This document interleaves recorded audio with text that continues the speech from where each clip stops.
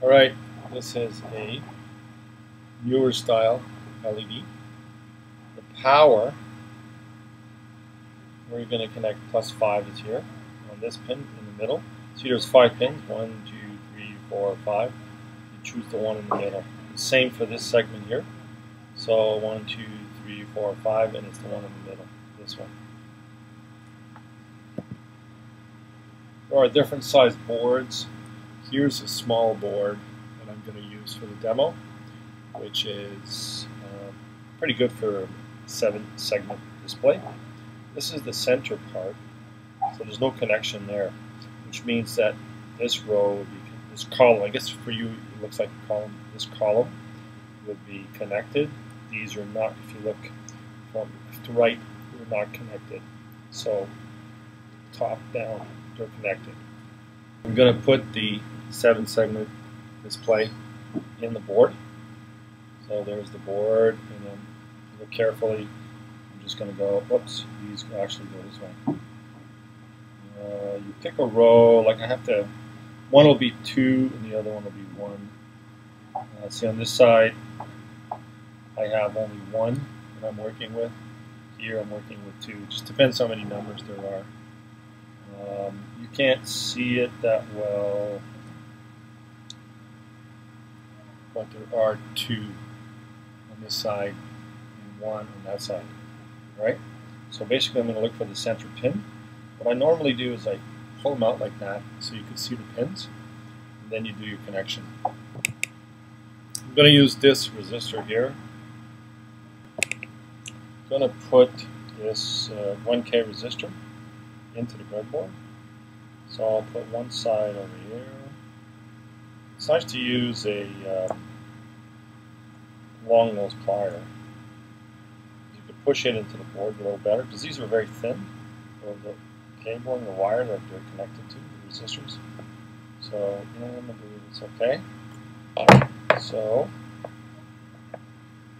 I'm going to connect the power supply to one portion, one side here, and then I'm going to connect these wires to the middle pin here and the middle pin there. Always make sure that your exposed wire, is straight. And let's see how this fits into the breadboard. You just put it in. And then you adjust for the breadboard that you're using. So right now this is good. It's sticking out a little bit, so I'm just going to cut a little bit out. I'll use this wire stripper to do it. So here goes, just go like that. Now I've got a little shorter, and then let's try it. Put it into the breadboard, and see, nothing's sticking out. That's really, really, really nice. Now you can actually see where the middle pin is. The middle pin is right here, right there. So, but look, this is way too long. So what I'm going to do, I'm going to trim it a little bit so it fits nice. That's about a good length right there. Usually if you do something like that, okay? You can always have a look too. So I'm going to put it into the middle pin. And sure enough, that's really nice. And notice you can actually see where the pin is. So that's good. I'm going to connect the other one now. These are a little long. So I'm going to get this one, cut it a little bit, trim this one a little bit. I like that. They're pretty straight. Let's try it and see what happens. So I'll connect it on this side again with this wire.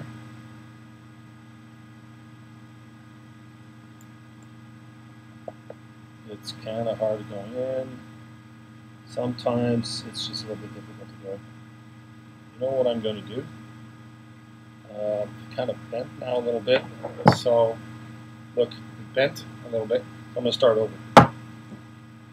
So I'm going to strip the wire. Pick your length a little bit. That's nice again. And I'm going to use a long nose plier this time. So gives you a bit of leverage, long nose plier, and you can insert it sometimes better. That was really hard to do, actually. but I got it in. And make sure it's snug. It feels pretty snug. Sometimes the board backs up, as some students unfortunately have noticed. Sometimes the boards give you a hard time. Now this one is another pin in the middle. So let me see, yeah, I got it. It's right there. There's the middle pin, like so. And this board is pretty difficult, but I got it. All right. So once you're pretty sure that you did it, you can insert those nice and snug, and we're going to connect the power supply. You can either use the red boards, the E-boards as they call it, or the boxes, or sometimes I rig these up, and it's a 5-volt transformer, and you can use those. So I'll show you the other end. Here's the other end. This will be shrink tube. There's a shrink tube video. You can look at that if you want. And basically, remember we said that red is positive, all right? Let me try and get the focus of everything. Red is positive, and then black is negative. The reason I have them different sizes is so that when you put them down, they don't short. So it's more difficult for them to short. Now, here's what's happening with this. I'm not fond of this because it's kind of crooked. It doesn't always fit right, so I'm going to trim it a bit. Don't do this all the time because we'll run out of wire. I'm going to trim this one too because it got kind of crooked. So I'm going to go like that, and I think that's pretty good. Not too bad. Let me put it in.